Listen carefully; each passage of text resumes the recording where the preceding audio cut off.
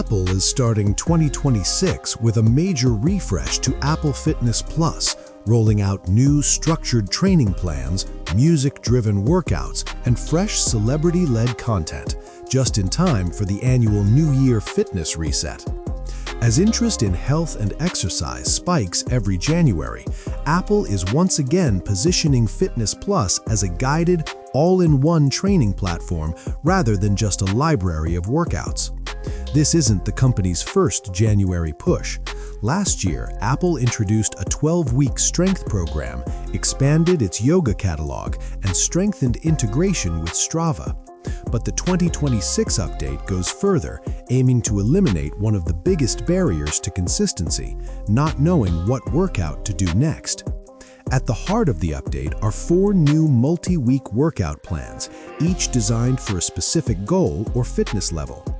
Make Your Fitness Comeback is built for anyone returning to exercise, combining short 10-minute strength, HIIT, and yoga sessions over 4 weeks.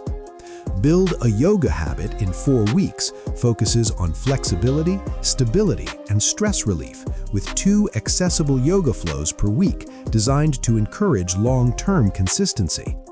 For users seeking intensity, Back-to-Back Strength and HIIT delivers consecutive 20-minute sessions, strength followed immediately by cardio with no rest in between.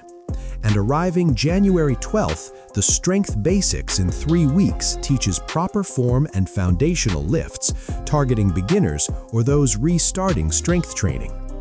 Music continues to play a central role in Fitness Plus.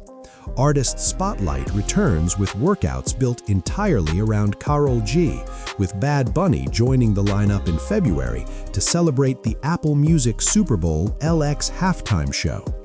Meanwhile, Time to Walk expands with new episodes later this year featuring Penn Badgley, Mel B, and Michelle Monaghan, blending personal stories with curated playlists.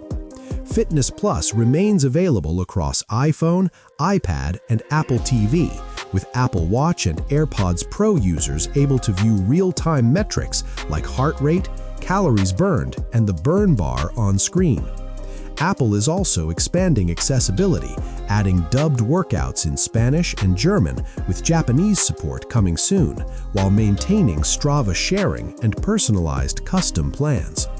With reported leadership changes and a renewed focus on structured training, Apple appears intent on reinvigorating Fitness Plus in 2026.